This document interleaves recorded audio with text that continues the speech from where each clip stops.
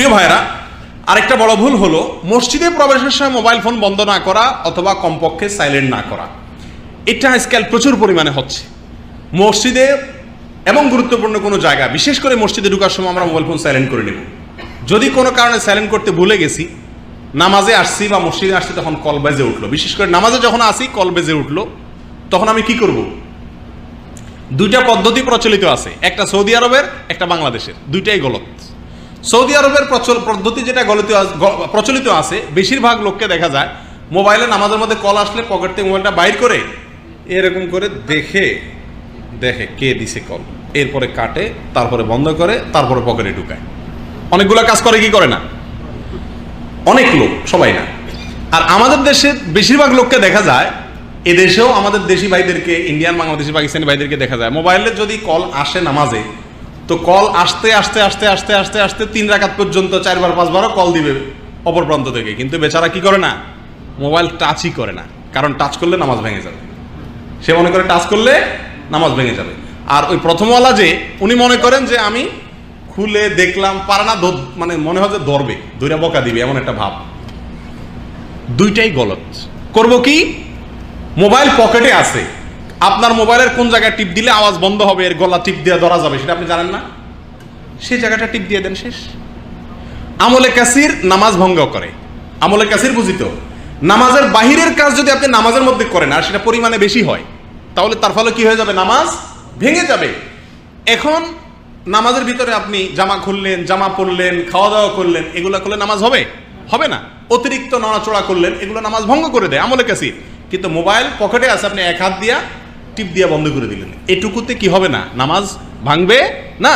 অনেকে আছে মশা কামড়াইতে কামড়াইতে অবস্থা খারাপ করে ফেলে, চেহারা লাল হয়ে যায়, তারপরও মশা তাড়ায় না, নামাজ ভেঙে যাবে এই চিন্তা। এগুলো ভুল।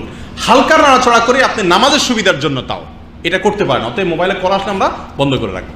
আরেকটি সমস্যা দেখা যায় প্রকটভাবে, সেটা হলো মসজিদে যদি নামাজের সময় কোনো লোকের মোবাইল বেজে উঠে, তো ওই বেচারার আর রক্ষা থাকে না। আমরা সবাই তারে 200 লোক থাকলে 400 চোখ তার দিকে এমনভাবে তাকাই, ধমক শুরু করি, বকাঝকা শুরু করি, যেই বেচারা মনে হয় বলতে বাকি থাকে, ও মাটি ফেটে যায়, আমি ঢুকে যাই। ঠিক কিনা? এটা উচিত না। সমস্ত মসজিদগুলোতে এই সমস্যা দেখা যায় যে কোনো লোকের মোবাইল যদি বেজে উঠছে, কোনো কারণে বেচারা মোবাইল বন্ধ করতে ভুলে গেছে, সাইলেন্ট করতে ভুলে গেছে, সমস্যা হতে পারে, ভুল হতে পারে মানুষের, কিন্তু সেজন্য আপনি কি করলেন? এমনভাবে ঘাড় ফেরে চোখ বড় বড় করে তাকাইলেন যে বেচারা হজম হয়ে গেল। নতুন লোক যদি হয় বলবে যে আর জীবনে মসজিদের পথ আমি আর মানাইতেছি না। ঠিক না ঠিক? এটা অন্যায় আচরণ। এই সম্পর্কে নবী সাল্লাল্লাহু আলাইহি সাল্লামের একেবারে সুস্পষ্ট আদর্শ আমাদের সামনে আছে। সহিহ বুখারীতে আসছে, আমরা সকলেই ঘটনা জানার কথা। নবী করিম সাল্লাল্লাহু আলাইহি সাল্লামের মসজিদে এক বেদুইন এসে পেশাব করা শুরু করছে মসজিদের মধ্যে।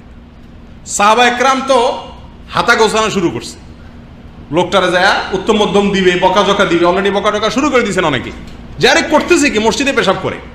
বেচারা আসছে, মরুভূমিতে থাকে, বেদুইন, গ্রামের মানুষ, মরুভূমির মানুষ, সে কোনো কালচার বুঝে না, সে যেখানে থাকে ওখানে এক জায়গায় পেশাব করে দেয়। আছে না এখনো পৃথিবীর অনেক লোক যে আপনার নির্দিষ্ট জায়গায় টয়লেট করতে হয় এটা জানে না, সে কালচার নাই, তো বেচারা ওখানে পেশাব শুরু করে দিছে। সাহাবীগণ গেছেন তাকে ধমক দিতে, নবী সাল্লাল্লাহু আলাইহি সাল্লাম বললেন দাউহু, তাকে করতে দাও, লা তুজরিমুহু, তাকে ধমক দিও না। পেশাব করা শেষ হয়েছে, লোকটাকে নবী সাল্লাল্লাহু আলাইহি সাল্লাম ডাকছেন, ডাইকা বলতেছেন, ভাই এই যে মসজিদ দেখতেছো, আমরা এখানে শুধু নামাজ পড়ি, আল্লাহর ইবাদত করি, আর পেশাবের জন্য আলাদা জায়গা আছে, সেখানে করতে হয়, এটা আমরা শুধু আল্লাহর ইবাদত করি, ইবাদত ছাড়া কিছু এখানে করা ঠিক না। সুন্দর করে বুঝাই দেওয়ার পরে লোকটা এবার দোয়া শুরু করে দিয়েছে, আল্লাহুম্মা রহামনি ও মুহাম্মাদা ওয়ালা তারহাম মা'ানা আহাদা। আল্লাহ আমারে আর মুহাম্মদ রে, শুধু আমরা দুইজনের রহম করি, আর এগুলো একটারও রহম করিও না, কারণ সবগুলো আমার সাথে ব্যবহার খারাপ করছে। চিন্তা করেন, নবী সাল্লাল্লাহু আলাইহি সাল্লামের আখলাক দেখে লোকটি আল্লাহর প্রতি ঈমান এনে তার ভিতরে পরিবর্তন আসছে। সে নবী সাল্লাল্লাহু আলাইহি সাল্লামের আখলাক থেকে শিক্ষা গ্রহণ করছে, সে আর কোনোদিন ওখানে কাজ করবে না, কিন্তু শিখে ফেলছে। আমরা আজকাল অন্যকে শিখানোর ব্যাপারে মাশাআল্লাহ এত পরিমাণ চাঁড়াল হতে পারি, নিজের ব্যাপারে কিন্তু ওই চাঁড়ালগিরিটা অনেক সময় আমরা করি না। এই জন্য ভাই, মোবাইল যদি কারো মোবাইল মসজিদে বেজে উঠে, তাহলে সবাই মিলে চোখ বড় করে ধমক দিয়ে তার সাথে কর্কশ ভাষায় কথা বলবো না। সম্ভব হলে নরম ভাষায় বলে দিব, ভাই এই জিনিসটা খেয়াল করা দরকার, অনেকেরই ডিস্টার্ব হয়। মনে থাকবে তো ইনশাআল্লাহ? আল্লাহ তাআলা আমাদের সকলকে নবী সাল্লাল্লাহু আলাইহি ওয়াসাল্লামের আদর্শকে সব জায়গায় ফলো করার তৌফিক দান। মোবাইল ফোনের রিংটোন সেট, আমার মনে হয় 100-র ভিতরে 99টা মোবাইলই পাওয়া যাবে এরকম যে মোবাইলের ব্যবহারকারী এমন রিংটোন সেট করেন যে রিংটোনটায় বাজনা আছে, মিউজিক আছে। ঠিক বললাম কিনা? মিউজিক নাই রিংটোনে, এরকম মোবাইলওয়ালা এই মজলিসে যদি আমি খোঁজ করি, আমার মনে হয় 10টা মোবাইলও পাওয়া কঠিন হবে। আপনার মোবাইল ফোনে এমন কোনো রিংটোন সেট করা আপনার জন্য জায়েজ নাই যেই রিংটোনে সরাসরি কি মিউজিক আছে। যদি বিকল্প থাকে, কোনো ন্যাচারাল আওয়াজ আপনি সেট করতে পারেন, তাহলে সেটা করবেন। কোনো ভালো কথা আছে এরকম কোনো গজল সেট করতে চান, সেটা করতে পারেন। কিন্তু কোনো মিউজিক, বিশেষ করে কোনো গান বাদ্যযন্ত্রের ব্যবহার আছে এরকম কোনো গান টান ইত্যাদি আপনি যদি মোবাইল ফোনের রিংটোনে সেট করে রাখেন, তাহলে যতবার কল আসবে আপনার আমলনামা একটা করে গুনাহ লেখা হবে। কারণ নবী সাল্লাল্লাহু আলাইহি সাল্লাম আমাদের জন্য গান শোনা হালাল করছেন না হারাম করছেন? বাদ্য সহকারে গান শোনা হালাল না হারাম? হারাম। প্রিয় ভাইরা, এই জন্য মোবাইল ফোনে রিংটোনে গান, মিউজিক এগুলা সেট করা যাবে না। এগুলো যদি আপনি মসজিদে বেজে উঠে, হারামে বেজে উঠে, তাহলে শুনে রাখেন, আপনার এই মিউজিক কল করার পরে যদি মিউজিক বেজে উঠে আপনার মোবাইলে, আপনি একা গুনাহগার হলেন তা না। কত গুনাহ হলো জানেন? এই মজলিস যদি বেজে উঠে, তাহলে যতজন শুনছে সবার কান নষ্ট করছেন, সবাইকে গুনাহগার করছেন, সবার সমপরিমাণ গুনাহ আপনি পাবেন একা। আপনি গুনাহের একটা মেশিন লাগিয়ে দিয়ে রাখছেন। অতএব আমরা কোনো অবস্থাতেই রিংটোন হিসাবে কোনো মিউজিক এটা ব্যবহার করব না। যদি করতেই হয়, মিউজিক ছাড়া বিকল্প না থাকে আপনার সেটে, তাহলে সবচেয়ে সহজ সরল কোনো মিউজিককে আপনি সেট করবেন। আল্লাহ আমাদেরকে তৌফিক দান করুন। প্রিয় ভাইরা, এরপরে আরেকটি পয়েন্ট হলো গুরুত্বপূর্ণ, সেটা হলো কোনো মজলিসে গেলে, গুরুত্বপূর্ণ কোনো প্রোগ্রামে, বিশেষ করে সিনিয়রদের মজলিসে গেলে মোবাইল ফোন সাইলেন্ট বা বন্ধ করা উচিত।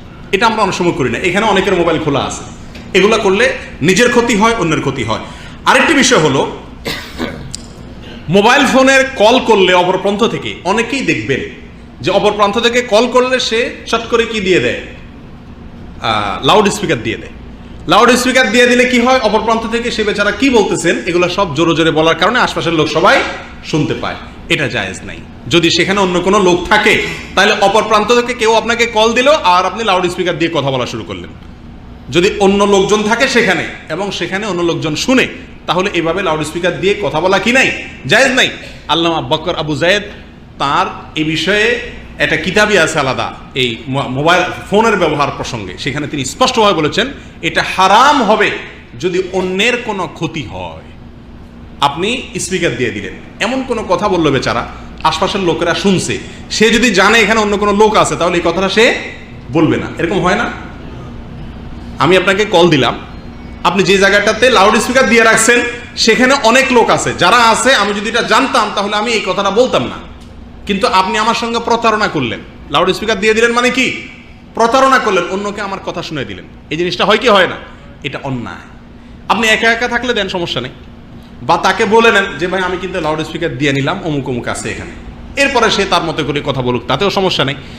লাউড স্পিকার দেওয়া একটা সমস্যা। আরেকটা সমস্যা হলো রেকর্ড করা, কল রেকর্ড। আজকাল অনেকেই তার মোবাইলে অটোমেটিক সিস্টেমে আছে কল রেকর্ড করে রাখা। কারোর কথা তার অনুমতি ছাড়া আপনি রেকর্ড করে রাখবেন, এটা জায়েজ নেই। এটাও এক ধরনের প্রতারণা করা, ধোঁকা দেওয়া। মোবাইলের মাধ্যমে কত গুনাহ যে আমরা সারাদিনের ভিতরে করি, আমরা টেরই পাই না। আপনি অন্য প্রান্ত থেকে কল দিলে তার কথা যদি রেকর্ড করতে হয়, তাকে বলতে হবে যে ভাই তোমার কথাটা আমি কি করতেছি, রেকর্ড করতেছি। সে যদি জানে রেকর্ড করবেন, তাহলে হয়তো সে কিছু কথা বলবে, আর যদি রেকর্ড করবেন না জানেন, তাহলে হয়তো আরো কিছু কথা বলবে। তো আপনি তাকে না জানায় রেকর্ড করলেন, এটা আরেকটা অন্যায়। নাম্বার 3, সেই রেকর্ডটা আবার অন্যদেরকে অনেক সময় শুনাই, এই আরেকটা অন্যায়। নাম্বার 4, ওই রেকর্ডটাকে কম্পিউটার নিয়ে এডিট করে কাটসাট করে আগের কথা পিছে, পিছের কথা আগে, অর্ধেক কথা কাটা অর্ধেক কথা প্রচার করা, এই কাজগুলো হয় কি হয় না? এগুলো সবগুলো হারাম, সবগুলো হারাম। আল্লাহ তাআলা আমাদেরকে এই হারাম থেকে বেঁচে থাকার তৌফিক দান করুক। প্রিয় ভাইরা, আল্লাহ সুবহানাহু ওয়া তাআলা কোরআন কারীমের ভিতরে স্পষ্টভাবে সূরা মুমিনুনের বলেছেন, ওয়াল্লাযীনা হুম লিআমানাতিহিম ওয়া আহদিহিম রাউন, যারা আমানত রক্ষা করে এরা হলো সফল মুমিন। আপনাকে কল করেছে বিশ্বাস করে, আপনি লাউড স্পিকার দিয়ে সবাইকে শুনাইলেন, রেকর্ড করে অন্যদের শুনাইলেন, অন্যদের কাছে শেয়ার করে দিলেন তার গোপন কথাগুলো, আপনি আমানতের খেয়ানত করলেন, আপনি সফল মুমিন হতে পারলেন না, একটা গুনাহ আপনার আমলনামায় লেখা হয়ে গেল। আল্লাহ সুবহানাহু ওয়া তাআলা আর বলেন, আইয়ুহাল্লাযীনা আমানু লা তাখুনুল্লাহা ওয়ার রাসূল ওয়া তাখুনু আমানাতিকুম ওয়া আনতুম তা'লামুন, জেনে শুনে তোমাদের একে অন্যের আমানতের খেয়ানত তোমরা